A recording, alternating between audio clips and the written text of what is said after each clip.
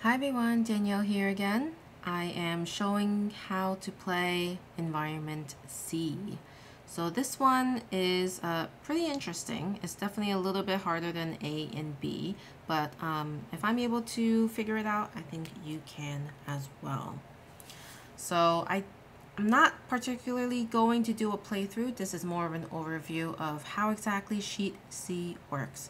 So hopefully that's all right. I might do a playthrough in the future. It's just I don't have enough time to just dive into a playthrough for the sheet at this point in time. So we have some areas of the sheet called landmarks. And then we have the sun and rain section. We have an overflow section. We have the points on the right.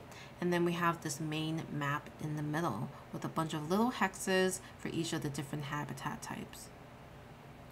So as you play the game, you will be completing habitats. These are the habitat cards. And I really recommend you watching a previous video I posted where I go through exactly how to play this game. Again, this is just going to really focus on how to play Sheet C. So I'm assuming you have some knowledge as to how the game works. You're rolling dice, you're gaining wildlife, you're using your nature tokens to manipulate some of the dice or gaining additional wildlife.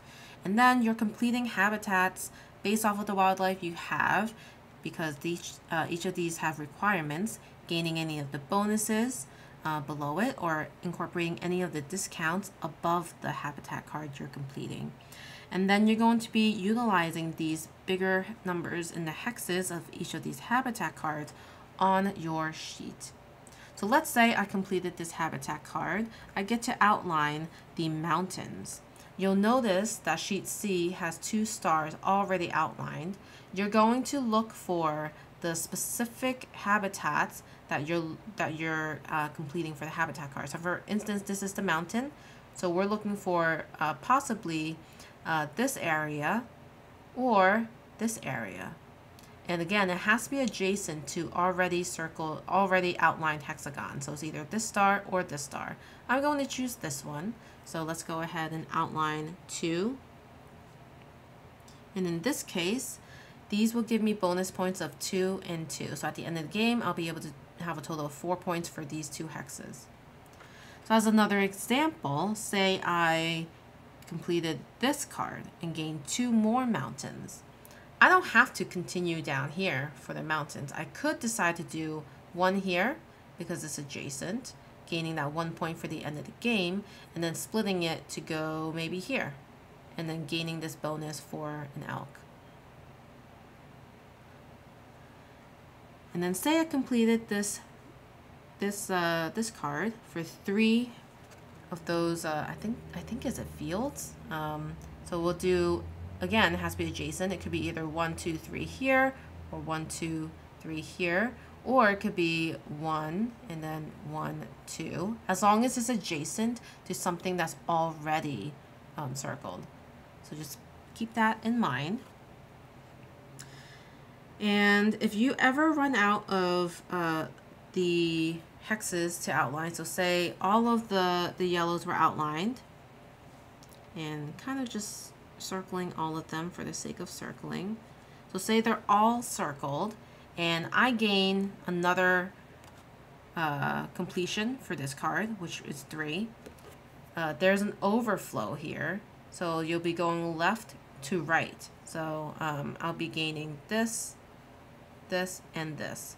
And this means I gain 1 point at the end of the game, and this means I can mark off any one of these hexes as with an outline, and then I gain 1 point there.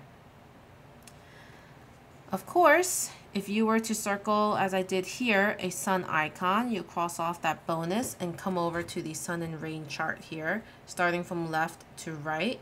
You will be able to choose 1 bonus from each column. So I'll cross off this, decide that I maybe want a nature token, gain a nature token on my inventory sheet, and then the next time I circle a sun, maybe here, I will be able to cross this off and choose a bonus down here. And then if I were to circle off a rain icon, maybe there is one here, I'll circle that. I'll be able to circle, cross off the leftmost rain icon and then choose one of the bonuses on that left. Say maybe it's 2 salmon. And then I'll proceed that way. Next time I get a rain cloud or rain cloud, I'll be able to choose one of these available bonuses. Something to note as well is these landmarks up here. So you'll notice there are certain hexes that are really not hexes, but if you were to surround them, there are 3 of each. You start from the top, you cross it off, and you gain that bonus that each of them have. So that's pretty neat.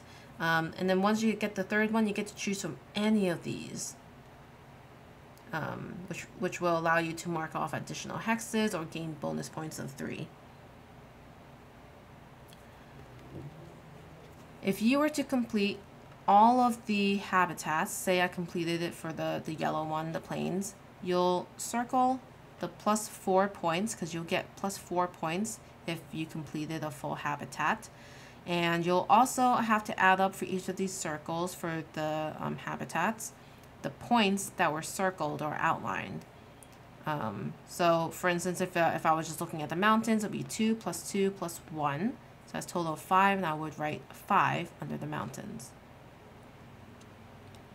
And then of course there are bonus points you could also gain in the overflow, so you'll add those up. For this instance it's 2. And then any other bonuses that you may have gotten, maybe you completed this entire row you crossed off of the landmarks, you will get 8 points. If you completed the top row, you'll get 5 points, or 6 points, 6 points rather. And so you'll write down all your bonus points there. And then as normal, you will gain any points for any extra wildlife you have on your sheet that you then use. And then you'll gain 1 point for every 5 nature tokens.